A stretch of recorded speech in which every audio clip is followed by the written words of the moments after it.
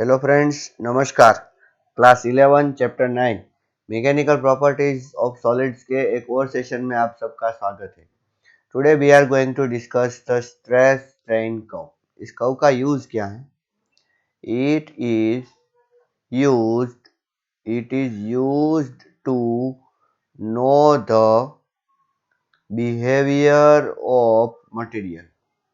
It is used to know the behaviour of material.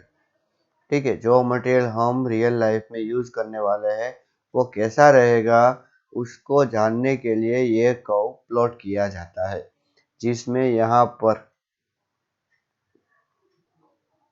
एक axis पे stress plot करेंगे और दूसरे में स्ट्रेन। ये स्ट्रेस और स्ट्रेन, ठीक है, स्ट्रेन को परसेंटेज में मैं लिखना चाहूंगा। ओके, तो मतलब कि देखो, वॉल्यूम स्ट्रेस, लॉन्गिट्यूडिनल स्ट्रेस, कुछ भी आप प्लॉट कर सकते हो। हम यहाँ पर जो ग्राफ प्लॉट करने वाले हैं वो longitudinal stress versus longitudinal strain ऐसा प्लॉट करने वाले हैं। ठीक है, बहुत शॉर्ट में मैं आपको समझा दूं तो क्या करने वाले हैं मैं आपको बोल दूं कि यहाँ पर सोचो कि एक रिजिड सपोर्ट है जिससे एक वायर को हमने बांधा हुआ है और यहाँ पर एक बॉक्स है उसके नीचे। ठीक है, ये बॉक्स के अंदर आप मास अगर इंक्रीज करना चाहो, ज्यादा मास ऐड करना चाहो तो आप कर सकते हो। तो जैसे ही आप मास इंक्रीज करोगे तो नीचे की ओर जो है वो फोर्स बढ़ेगा तो sigma is equals to M G upon A, तो स्ट्रेस बढ़ेगा। मैं यहाँ पे स्ट्रेस बढ़ाने की बात कर रहा हूँ बच्चों, तो आपको याद रहना चाहिए कि मैं एक्चुअली में फोर्स बढ़ा रहा था और उससे स्ट्रेस बढ़ गया। फोर्स कैसे बढ़ा रहा था? मैं यहाँ पे मास बढ़ा रहा था। देखो, हर बार ऐसा कंपलसरी नहीं है कि ऐसा ही हो, कई बार ऐसा भी पॉसिबल हो सकता है कि कोई ऑब्जेक्ट हो जिसको यहाँ से ये जो फिक्स है और यहाँ से उसको हम स्ट्रेच कर रहे हैं, उसको खींच रहे हैं, ऐसा भी पॉसिबल है। खींच रहे हैं तो फिर रिस्टोरिंग फोर्स इधर जनरेट हो रहा है और स्ट्रेस होगा वो एफ आर अपॉन ए, तो स्ट्रेस यहाँ से भी हम निकाल सकते हैं। ठीक है, ऐसा शुरू में ऐसा देखा गया कि उसमें जो स्ट्रेन डेवलप हुई और जो स्ट्रेस आया वो दोनों एक दूसरे के प्रोपोर्शनल थे। कहाँ तक? ए। फिर ए के बाद अगर ए के तक एक सा भी देखा गया कि अगर आपने पूरा फोर्स रिमूव कर दिया यहाँ से या तो पूरा मास रिमूव कर दिया तो वो फिर से अपनी ओरिजिनल लेंथ में आ जाएगा। फिर आपने और मास इंक्रीज किया और स्ट्रेस इंक्रीज किया तो ऐसा मालूम पड़ा कि एक ए पॉइंट के बाद कर्व थोड़ा सा ऐसा टेढ़ा हो गया, टेढ़ा बी तक हुआ। मतलब ए तक प्रोपोर्शनल था, कौन कौन? सिग्मा प्रोपोर्शनल टू एप्सिलॉन, लेकिन ए से बी तक प्रोपोर्शनलिटी साइन नहीं रही। ठीक है, लेकिन बी तक ऐसा देखा गया। हाँ, क्या देखा गया कि अगर आप स्ट्रेस रिमूव कर देते हो तो ओरिजिनल शेप में वापस आ जाएगा वायर। ठीक है, तो फिर बाद में और इंक्रीज किया गया तो ऐसा मालूम हुआ कि अब कहीं पॉइंट सी पर ले लो तो अगर आप स्ट्रेस रिमूव कर भी रहते हो तो ओरिजिनल लेंथ में वापस नहीं आता, उसमें थोड़ा सा और शेप में इंक्रीमेंट हो जाता है, जिसको हम बोलेंगे परमानेंट सेट। परमानेंट सेट समझ में आया अच्छी तरीके से? क्यों? क्योंकि अब आपने बहुत सारी लेंथ इंक्रीज कर दी बच्चों, तो अब आप अगर थोड़ा और स्ट्रेस इंक्रीज करोगे और छोड़ दोगे तो वो अपनी ओरिजिनल लेंथ नहीं ले पाएगा। फिर तो क्या है कि फिर तो ऐसा देखा गया कि जैसे जैसे आप लेंथ उसकी स्ट्रेस इंक्रीज करते हो तो स्ट्रेन बहुत ज्यादा इंक्रीमेंट हो रहा है। ठीक है, मतलब और वापस भी आना इतना नहीं चाहता, तो ये हो गया उसका प्लास्टिक डिफॉर्मेशन। क्या हो गया बच्चों? Plastic deformation. और फिर तो ऐसा देखा गया कि अगर आपने स्ट्रेस को डिक्रीज भी कर दिया ना तो भी स्ट्रेन तो इंक्रीज ही हो रहा है, कहने का मतलब लेंथ तो इंक्रीज ही हो रही है, और एक पॉइंट पे डी पे आके वो फ्रैक्चर हो गया, वायर टूट गया, उतनी ज्यादा उसकी लेंथ इंक्रीज हो गई। यहाँ पर तो क्या था, फिर अगर ये वायर है, देखो ये वायर ऐसे खींच रहा था तो उसमें सिर्फ लॉन्गिट्यूडिनल स्ट्रेन प्रोड्यूस हो रहा था, लेकिन इतना आपने उसको खींच दिया बच्चों, इतना, देखो ये इतना मोटा था, ये इतना पतला हो गया कि अब वायर की लेयर एक दूसरे के ऊपर स्लाइड करने लगी, तो शियरिंग स्ट्रेन डेवलप हो गया और यहाँ पर वो क्या हो गया? फ्रैक्चर हो गया। समझ में आया अच्छी तरीके से? फिर से आपको बोलूं, मैं बार बार इस वीडियो में ये रिपीट करता रहूंगा, 0 से ए तक क्या प्रोपोर्शनल थे, कौन कौन, सिग्मा और एप्सिलॉन, ए तक ही। बाद में आपने और स्ट्रेस इंक्रीज किया तो मालूम हुआ कि स्ट्रेस से ज्यादा स्ट्रेन इंक्रीज हो रहा है, लेकिन कोई बात नहीं, बी तक तो ऐसा था कि आपने अगर रिमूव भी कर दिया stress, then the wire will take its original length, will regain its original length. Okay, but after that, if you increase the stress, then wire will not able to regain its original shape, even if you remove the deforming force. ठीक है, फिर तो ऐसा देखा गया कि अगर आप स्ट्रेस इंक्रीज करते ही जा रहे हो, ठीक है, तो लेंथ इंक्रीज होती जा रही है, ऐसा देखा गया। मतलब कि स्ट्रेस आपने थोड़ा सा भी इंक्रीज किया फिर भी बहुत ज्यादा लेंथ इंक्रीज हो गई, और अगर आपने रिमूव भी कर दिया स्ट्रेस को तो भी लेंथ वापस नहीं आई, ओरिजिनल लेंथ वापस नहीं आई। ठीक है, थोड़ी सी लेंथ कम होगी लेकिन इतनी ज्यादा कम नहीं होगी। फिर एक टाइम पे तो ऐसा देखा गया कि अगर आप स्ट्रेस कम भी करते हो, मतलब कि यहाँ से मास आप ले भी लेते हो, तो भी ऐसा नहीं है कि उसकी लेंथ है वो ओरिजिनल हो जाएगी, वो तो बढ़ती रहेगी। एक टाइम पर ऐसा हो जाएगा और फिर डी पे मतलब इतनी लेंथ बढ़ जाएगी, इतना स्ट्रेन डेवलप हो जाएगा कि वो टूट जाएगी। समझ में आया अच्छी तरीके से? हाँ, और वो है फ्रैक्चर पॉइंट। चलिए अब सभी रीजन को हम बारी बारी डिस्कस करते हैं। पहला रीजन जो है वो है, यहाँ पर सोचो कि ओ ले लेता हूं, तो ओ ए रीजन में क्या था, देखो तीसरी बार अब मैं बोल रहा हूं इन दिस रीजन। अभी क्या है यहाँ पर, here strain and stress are proportional to each other. Here strain and stress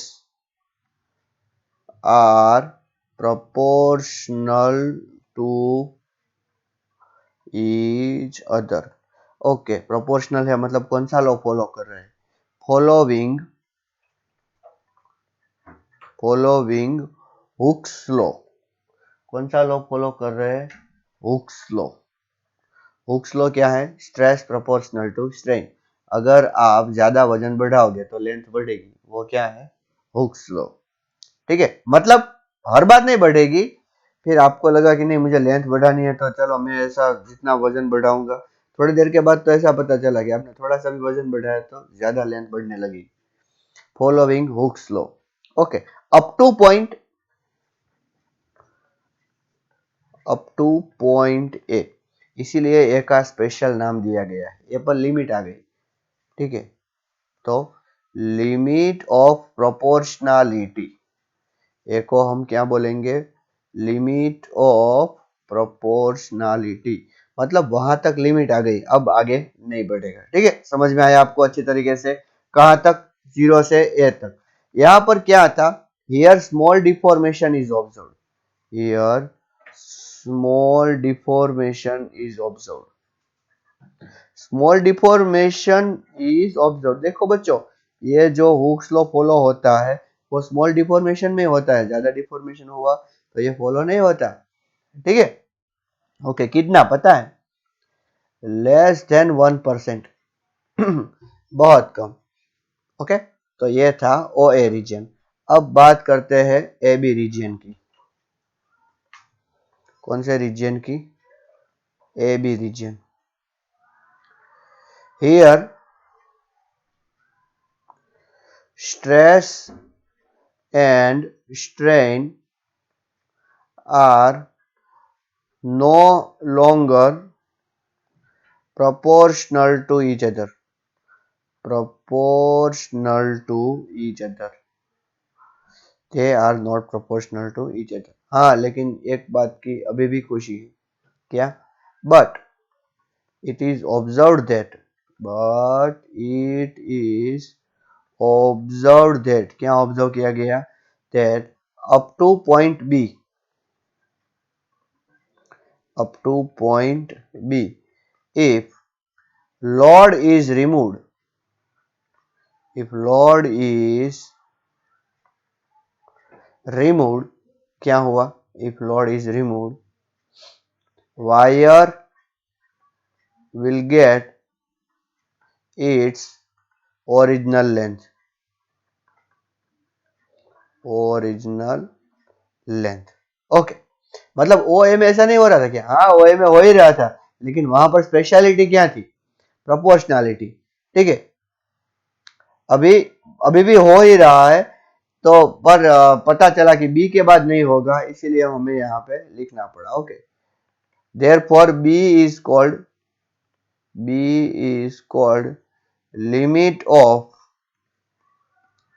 limit of elasticity, मतलब कि उसके बाद वो इलास्टिक बिहेवियर नहीं करेगा। और यील्ड पॉइंट, क्या बोलेंगे बच्चों उसको? यील्ड पॉइंट भी कभी कभी बोला जाता है उसको। ठीक है, तो ये हो गया कौन सा रीजन बच्चों? AB region. अब बात करते हैं BC रीजन की। इसमें क्या देखा गया BC रीजन में? In this region, if load is removed, then also it is observed that object is no longer able to regain original shape completely। ठीक है, ओरिजिनल शेप अगर हम यहाँ पर लोड रिमूव कर दे तो भी नहीं गेन कर पाता, ये मटेरियल कुछ ऐसा है। ठीक है, तो क्या बोल सकते हैं? therefore we can say that object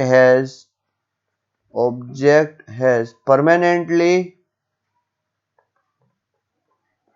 lost its originality। सही बात है कि नहीं? हाँ, ओरिजिनल में जितनी लेंथ थी वो परमानेंटली गवा दी। और it is permanently set to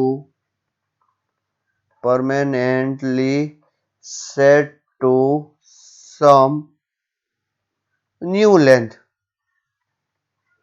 ठीक है, डिवोर्स हो गया अब दूसरी के साथ परमानेंटली।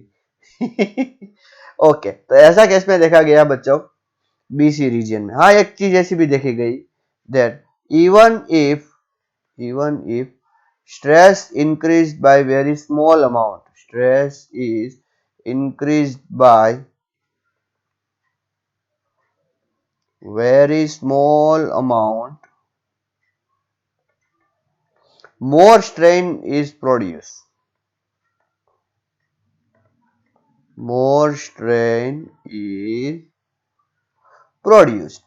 ओके, ऐसा BC रीजन में देखा गया। अब बात करते हैं कौन से रीजन की बच्चों? CD रीजन की। CD रीजन में क्या है?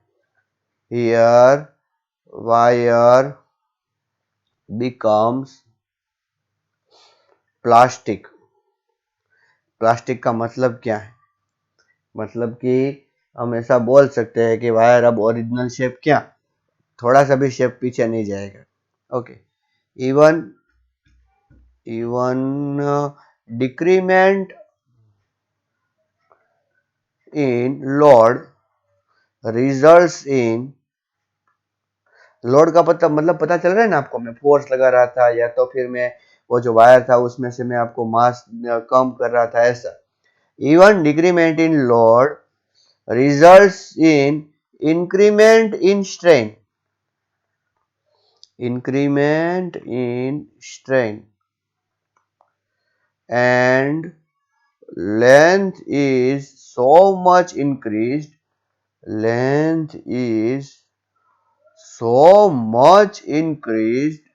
इतनी इंक्रीज हो गई, so that layers of the wire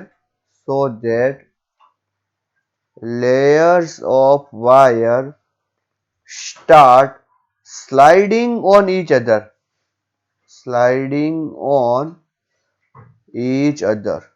ठीक है, इतना देखो मैं डीप में आपको बोल रहा हूं, इतनी ज्यादा लेंथ इंक्रीज हो गई। ठीक है, therefore we can say Therefore, we can say longitudinal, as well as shearing strain also get developed. Shearing strain also get developed in wire. Also get developed in wire. इतनी ज्यादा length increase हो गई. Okay. And at point D, it gets broke. Okay. और it's get break बोल देंगे या broken, कुछ भी बोल सकते हैं. इट गेट, अच्छा, फ्रैक्चर्ड बोलेंगे. क्या बोलना चाहता हूं? It gets fractured. So D is called, D को क्या बोलेंगे बच्चों हम? Fracture point. D is called fracture point. Okay. यहां पर एक चीज मैं और डिस्कस करना चाहूंगा. क्या? If CD curve is longer, अगर CD कर्व लॉन्गर है तो इसका मतलब वो मटेरियल कैसा है? डक्टाइल, सोना. ठीक है, gold. If CD curve is a short, तो इसका मतलब वो मटेरियल कैसा है? ब्रिटल. ब्रिटल मतलब कि टूट जाने वाला. तो मतलब कि इस ग्राफ से आपको पता चल जाएगा, पूरी तरीके से आपने उस पे एक्सपेरिमेंट कर लिया जब तक कि वह टूट ना जाए, कि हाँ मटेरियल कितना लोड झेल सकता है. ठीक है, समझ में आया कि नहीं? ओके. तो ये था बच्चों हमारा स्ट्रेस स्ट्रेन को. इसमें मैं एक बार फिर से आपको रिवाइज करवा दूं. पहले प्रोपोर्शनल, ये लिमिट ऑफ प्रोपोर्शनलिटी कौन? ए. ठीक है. फिर हो गया लिमिट ऑफ इलास्टिसिटी या तो यील्ड पॉइंट. फिर और इंक्रीज किया तो उसने अपना परमानेंट बिहेवियर खो दिया. फिर तो वो प्लास्टिक हो गया और लोड डिक्रीज करने के बाद भी अब तो वो नहीं रुकेगा. ठीक है. और एक फाइनली टूट जाएगा. रिश्ते में भी ऐसा होता है. फिलहाल ऐसा हम नहीं सोचेंगे. ठीक है. क्यों? क्योंकि ये फिजिक्स है, फिलोसॉफी नहीं. हालांकि दोनों में बहुत ज्यादा मेल खाता है. अभी क्वांटम फिजिक्स का जो टाइम चल रहा है उसमें फिजिक्स और फिलोसॉफी दोनों को मिला के हमें चलना पड़ता है. कभी कभार हम किसी चीज को बोलते हैं ये ऐसी है, तो हमारी सोच की वजह से वो ऐसी हो जाएगी. ओके. आप बोलोगे सर अब फेंकना बंद करो. नहीं, मैं सही में बोल रहा हूँ. पहले मुझे विश्वास नहीं हो रहा था, लेकिन सही में आप सोच रहे हो कि ये ब्लू कलर है इसलिए ब्लू हो गया है. ठीक है. अगर आप सोचो कि ये रेड कलर है तो ये रेड हो जाएगा. देखो, सोचोगे कि देखो, सोच के देखो, ये रेड कलर है, देखो रेड हो गया. हाँ. अभी आप सोचो कि क्या लिखा है? इलास्टोमर. अच्छा, देखो आपने सोचा तो इलास्टोमर हो गया. ठीक है. इलास्टोमर क्या होते हैं? पहले तो हमने ये कर्व पढ़ा, अभी इलास्टोमर के बारे में कुछ जानते हैं. What is elastomer? These are the materials. These are the materials which can be stretched, which can be stretched up to 700% of its original length. Original length. And after removing applied force, they can regain their original shape. Their original shape. Okay. अच्छा, कौन है ऐसा? For example rubber. कौन है बच्चों? Rubber. 700% का मतलब क्या? 700 टाइम्स नहीं, 7 गुना। उसका अगर मैं ग्राफ प्लॉट करूं बच्चों, ठीक है, आप ठीक ही सोच रहे थे, रबर ही आएगा, ठीक है। तो ये है स्ट्रेन और ये है स्ट्रेस, ठीक है। तो उसका ग्राफ कुछ इस तरह दिखता है, देखो ऐसा। और फिर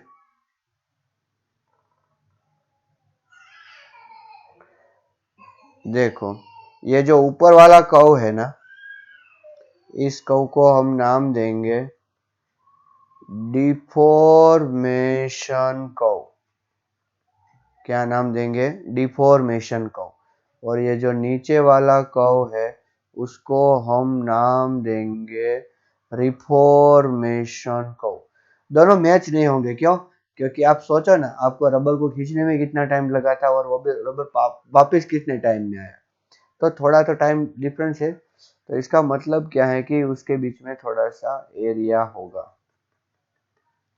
देखो, अगर आप सोच रहे हो कि एरिया को रेड कलर से मैं लिखूं, देखो आप सोच रहे हो, देखो मैं लिख रहा हूं, उसको हम नाम देंगे हिस्टेरेसिस लॉस। क्या नाम देंगे? क्या मैं यहाँ पे फिर से लिखूं? हिस्टेरेसिस लॉस, मतलब मटेरियल गर्म हो जाएगा। आपने अपने पेन को कभी ऐसे मोड़ा है, मतलब बहुत बार, तो फिर वो जहां से आप मोड़ते हो वहां पर शायद गर्म हो गई होगी, ऐसा। तो ऐसा deformation deformation deformation deformation deformation deformation deformation deformation deformation deformation. अच्छा, क्या आप सोच रहे हो फिर से, मतलब कि ये कुछ वीडियो में प्रॉब्लम हो गया? नहीं, मैंने ऐसा बोला। बार बार अगर आप ऐसा करते हो तो हीट बहुत ज्यादा जनरेट होती है, ठीक है। इस कर्व के बारे में स्पेशलिटी क्या है? पहली speciality, stress and strain are not proportional to each other, not proportional to each other at any point, ठीक है। ये पूरा कर्व जैसा है, इसलिए मैंने कर्व लिखा, वरना स्ट्रेट लाइन नहीं लिखता। Stress and strain are not proportional to each other, okay. दूसरा, deformation deformation and reformation reformation curve are different. दोनों क्या है? डिफरेंट है, ओके, ठीक है। Area enclosed by them, area enclosed by them is hysteresis loss. ये क्या है बच्चों? Hysteresis loss. उसका हम अगर हीट लॉस नाम दे तो भी कोई गलती नहीं है, हीट लॉस, ठीक है। ऐसा जो कर्व है ना, ये कर्व, इस दोनों कर्व को मिला के जो कर्व बना, इसको भी हम हिस्टेरेसिस कर्व बोल सकते हैं। क्या बोल सकते हैं? हिस्टेरेसिस कर्व, ठीक है। कई बार क्या होता है बच्चों, ये हिस्टेरेसिस लॉस जो होता है ना, ये हम यूज करते हैं, ओके। कैसे यूज करते हैं? When material is subjected to when material is subjected to high frequency, मतलब कि जो बहुत ज्यादा हिलता है, ऐसा वाइब्रेटिंग, हाई फ्रीक्वेंसी वाइब्रेशंस, बहुत ज्यादा उसमें अगर वाइब्रेशन है, when material is subjected to high frequency vibrations, क्या होगा? It will get deformed and reformed many times, deformed and reformed many times। तो क्या होगा? therefore it will generate heat, it will generate heat, okay। or we can say, it absorbs shock of high vibration, high frequency vibrations। मैं आपको एक example देता हूं। आपको समझ में आ जाएगा बहुत अच्छी तरीके से। दो एग्जांपल दूंगा ऐसा लगे तो। देखो जो ये टेबल है, ठीक है, सपोर्ट रखा हुआ है ऐसा, और उसके ऊपर हमने एक मशीनरी रखी है हाई फ्रीक्वेंसी वाली, ठीक है। उसको हम रबर पैड लगाते हैं, अगर आपने देखा है तो। उसको हम उसके नीचे हम क्या लगाते हैं, रबर पैड, जिससे क्या होता है, ये हाईली वाइब्रेटिंग मशीनरी है, हाईली वाइब्रेटिंग मशीनरी। तो इसमें बहुत सारे शॉक्स आते हैं, लेकिन ये मटेरियल, ये पेड़, ये उस शॉक को क्या कर लेगा, एब्जॉर्ब कर लेगा, और इस टेबल को नो शॉक्स,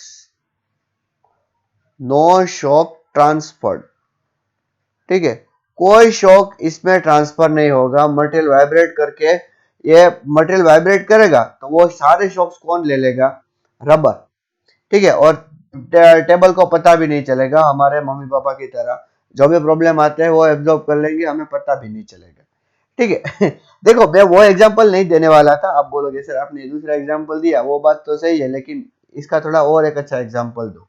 ये तो आपने शायद देखा होगा, एक दूसरा, जब जो बैट होता है बच्चों, क्रिकेटिंग बैट, क्रिकेटिंग बैट, उसमें आपने यहाँ पर ग्रिप देखी है क्या, ग्रिप, रबर की हम ग्रिप लगाते हैं। अच्छा, अगर ग्रिप नहीं लगाते तो क्या प्रॉब्लम होता, और ग्रिप लगाने से क्या फायदा है, ग्रिप अगर नहीं होती तो क्या होता बच्चों, यहां से जो बैट और बॉल का जो कोलिजन होता है, उससे जो शॉक होता है, वो शॉक डायरेक्टली हमारे हैंड्स को ट्रांसफर हो जाता है। लेकिन इस रबर की वजह से ये रबर सारे शॉक्स एब्जॉर्ब कर लेगा और हमें कोई शॉक पास ऑन नहीं करेगा। चलो समझ में आया अच्छे तरीके से, शायद आपको समझ में आ गया होगा। ट्यूनिंग फोर्क में वो जो रबर है, रबर के पेड़ पे जो आप उस ट्यूनिंग फोर्क को जोर से मारते हो, ठीक है, तो नीचे टेबल है, टेबल को कुछ नहीं होता। अगर आपने टेबल को डायरेक्टली दे मारा धड़िंग, तो फिर प्रॉब्लम होगी। समझ में आया कि नहीं। तो इस तरह बहुत सारी ऐसी जगह है जहां पर इस शॉक एब्जॉर्बर्स का यूज होता है। मैंने क्या नाम बोला, शॉक एब्जॉर्बर, क्योंकि किसको एब्जॉर्ब किया, शॉक। तो देखो मैं एक सेंटेंस और लिखना चाहूंगा, elastomer are also known as shock absorber या तो शॉक ऑब्जॉर्बर, ऐसा कुछ नाम है, शॉक ऑब्जॉर्बर। ओके, चलो थोड़ा थोड़ा आपको समझ में आ गया। हाँ तो अच्छा, वो शॉक एब्जॉर्ब करके बाद में क्या करता है, तो बच्चों हमने जो बीच में हिस्टैरिसीस लॉस नहीं निकाला, तो हीट लॉस के फॉर्म में निकाल देता है, ठीक है। फॉर एग्जाम्पल मम्मी पापा पहले तो कुछ नहीं बोलते, फिर आपने कुछ शैतानी की तो एक झापड़ के रूप में सब कुछ निकाल देंगे। ओके, कोई बात नहीं। So friends, today we have discussed the stress strain curve, very important curve for examination point of view as well as for practical point of view also, as well as the shock absorber case, or you can say as the elastomers. Okay, and in the next video we are going to discuss next concept. Thank you and namaskar.